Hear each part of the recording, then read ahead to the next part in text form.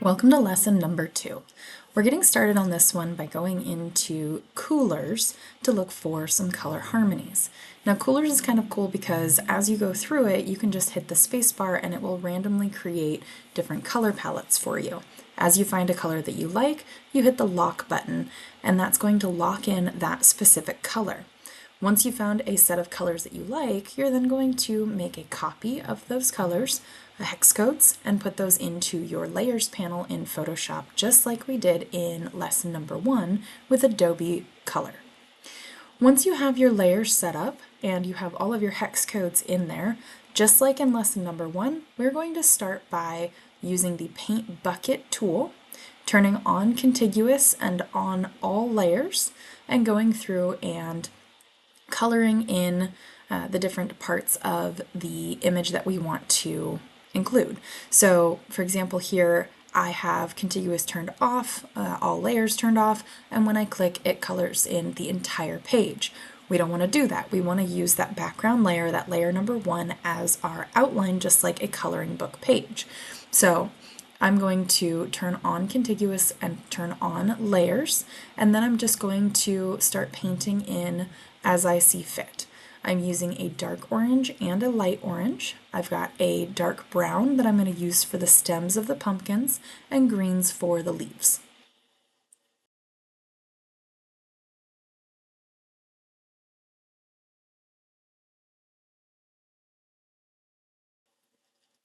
Now as I go through here, I realize that in the fall, the leaves aren't really green anymore.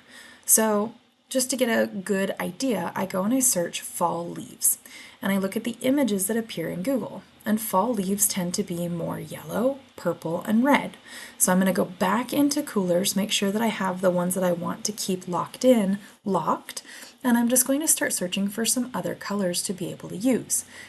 And I've settled on a dark purple and a dark red. Okay, so now that we've moved our colors over here, I'm going to fill in the leaves with the red. Now, remember when we were looking at the example of the fall leaves, they had red and purple. I want to create a bit of a gradient on these leaves. So what I'm going to do is I'm going to actually select only the red color that we've already painted. And I'm going to do this by holding down Control and then clicking on the image portion of the layer. And that's going to reveal a marquee. And you can see that only the red has been selected. In fact, even the black lines from the inside of the leaves are not selected, and you can tell what's selected by the little dancing dots that you can see on here. Now, again, I'm going to paint on some of the blue, some of the purple, but to do this, I'm going to use the Paint Brush tool. Now note that there are more than one brush tool on your tool panel, so you want to make sure that you grab the brush tool and not the history brush tool. Very different things. All right, now that we have our paintbrush tool and a selection made, if I paint anywhere that the selection is not showing, it will not appear. Now if I zoom in, again, Control plus and then holding the space bar to move it around and clicking. Now if I paint inside of the marquee, inside of this selection, now you can actually see it appear. And because I changed my opacity for this brush specifically, it's not coming through as just straight purple. It's actually allowing me to do a little bit of a blend. So I can make it look like the edges of my leaves here are turning purple versus just a harsh line between purple and red. Now there's a lot of things that you can do with this paintbrush tool. You can use a softer edge, a harder edge, you can even use specialty brushes. We'll get into all of that in another video. But right now you're just focusing on adding another color at a different opacity level to help blend. And because we only have the red selected, we're not touching any of the oranges, and we're just creating that color on the red. And you can see, again, non-destructive editing, we're able to turn on and off that layer and we don't have anything on the wrong layer. Now we can change the opacity of the layer entirely so that, again, it's blended and not super harsh. Now also note that I turned off the selection without clicking on anything. I just used Control D and that removes that selection really quickly. But you can get it back pretty easily just by hovering over the layer's image and clicking with Control held down at the same time again. So We're going to do this again, but we're going to do this with the orange layers now. So you'll notice that I have really harsh transitions between the darker portion of my pumpkin and the lighter portion of my pumpkin. So I want to actually go in and create a blending layer where I add a little bit of that darker orange onto the lighter orange areas, and that's going to allow me to create a more blended look. So again, I want to select, so clicking on the image and holding down Control at the same time on the layer panel, that's going to let me select just the color that I want to paint over. Okay, so this is where I see a lot of students kind of get messed up. So you've selected the layer to select your color, right? You want to only have that color selected and you start painting immediately.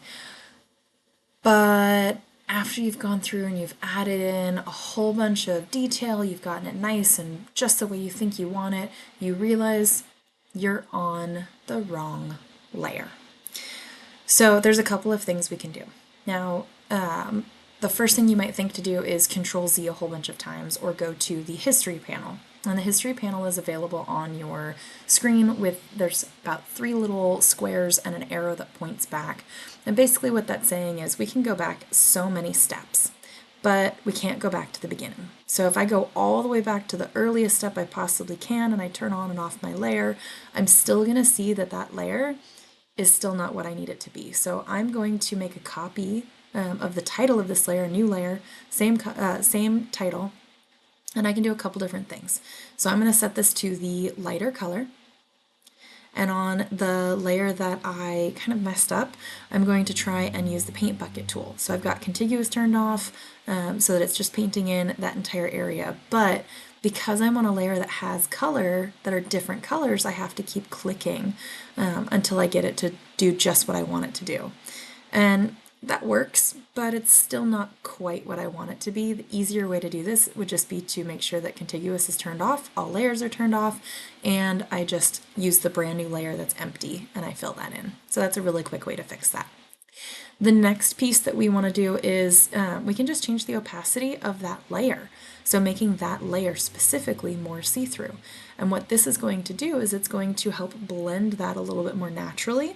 And now we can actually create a blending layer that just adds a little bit of highlight instead of trying to paint all of that on. So before we had lots of streaks, and now we can just have a little bit more of like a soft line here or there to try and create a little bit of that highlight as if there's a little bit more light hitting these sides of our pumpkin. So again, using a low opacity on my brush so that I'm having to paint over it. Painting over with opacity stacks it, so 10% on top of 10% doesn't become 20%, it becomes more like 12%. I'm not a mathematician here, but that's just kind of how that works. But once again, we can play around with the opacity of both your brush and your layers, and this is going to help tremendously in creating some more beautifully blended layers.